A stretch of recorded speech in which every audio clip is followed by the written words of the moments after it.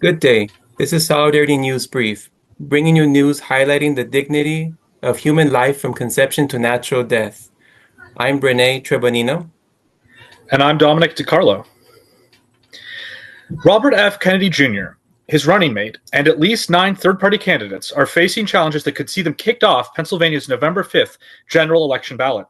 According to an article from August 9th on spotlightpa.org, the petition against Kennedy, an independent candidate, was filed with the backing of Clear Choice Action.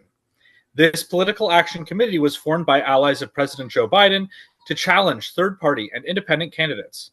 According to the article, there is also a challenge to disqualify the entire slate for the Constitution Party, and there is a challenge which targets the American Solidarity Party's U.S. Senate candidate, Eric Messina. The American Solidarity Party is a relatively new and growing third party which has a pro-life platform and incorporates Catholic social teaching principles of subsidiarity and solidarity. The Constitution Party has a pro-life platform, but generally advocates for a lower level of government involvement in social programs. In a related story, a judge has tossed American Solidarity Party presidential candidate Peter Sonski off the ballot in New Jersey after finding he fell just a handful short of the gathering required 800 petition signatures. According to an article on August 6 in the New Jersey Globe, Administrative Law Judge Judith Lieberman rejected 198 signatures, leaving Sonski 6 short of achieving ballot access.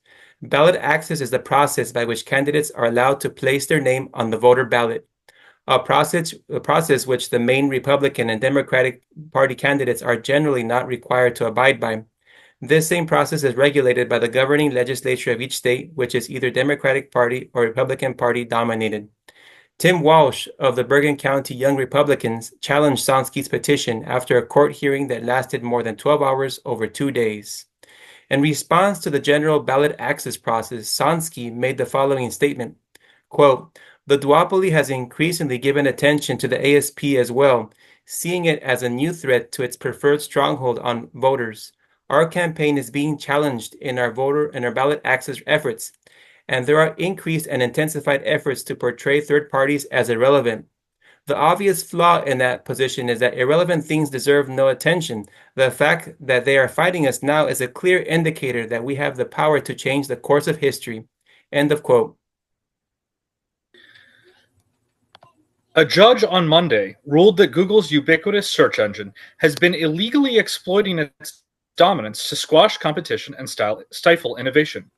According to an AP News article from August 5th, the highly anticipated decision issued by U.S. District Judge Amit Mehta comes nearly a year after the start of a trial pitting the U.S. Justice Department against Google in the country's biggest antitrust showdown in a quarter century. The judge stated in a 277-page ruling, quote, "After having carefully considered and weighed the witness testimony and evidence, the court reaches the following conclusion. Google is a monopolist, and it has acted as one to maintain its monopoly." End quote.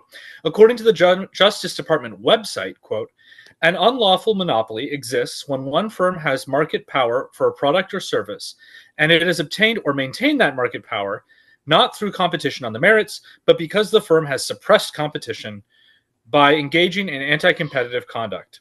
Close quote.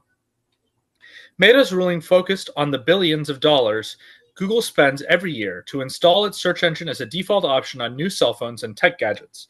In 2021 alone, Google spent more than $26 billion to lock in those default agreements. The Justice Department's antitrust division has recently taken on some of the biggest companies in the world. It sued Apple in March, and in May announced a sweeping lawsuit against Ticketmaster and its owner, Live Nation Entertainment. Antitrust enforcers have also opened investigations into roles Microsoft, Nvidia, and OpenAI have played in the artificial intelligence boom. There have been recent mergers that have been blocked, as well as including of large publishers Penguin Random House and Simon & Schuster, as well as the merger of JetBlue Airways and Spirit Airlines. With regard to the economy, the American Solidarity's platform states, quote, "We call for the expansive use of antitrust legislation to break up too big to fail multinational corporations and banks. We also call for the breakup of media conglomerates, big technology companies, and overconcentrated industries that leave the United States particularly vulnerable to industrial accidents and disruptions. We support limiting the political power wielded through the legal construct of personhood for organizations and corporations. Close quote. The Environmental Protection Agency on Tuesday issued an emergency order suspending all users of a weed killer linked to serious health risks for unborn babies. According to a New York Times article from August 6, the herbicide DCPA is used on crops such as broccoli, Brussels sprouts, cabbage, and onions. Fetuses exposed to it could suffer from low birth weight, impaired brain development, decreased IQ, and impaired motor skills later in life, the EPA said. There is likely an appeal process which could curb long-term enforcement.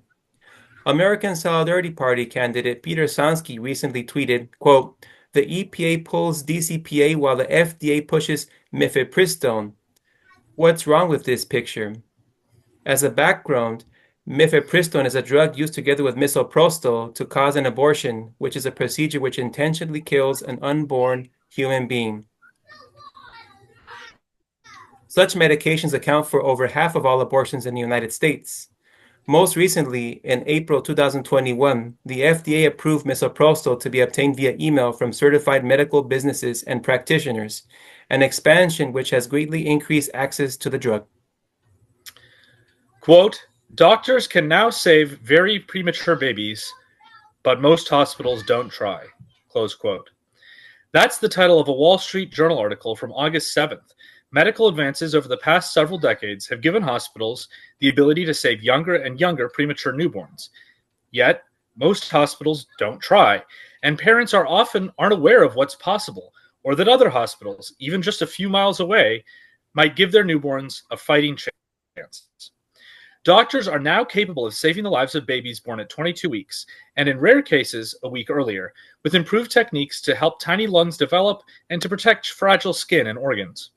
Quote, "Hospitals with extensive experience resuscitating extremely premature babies report survival rates as high as 67% for babies born at 22 weeks. End quote. According to the article, some hospitals choose not to offer care citing expense, which is $100,000 a child for the care that is needed. The American Solidarity Platform states, quote, "We propose that, since the United States has the worst health outcomes of any developed country in proportion to the amount of money it spends, the federal government must negotiate pricing to end corporate exploitation of the captive audience of patients.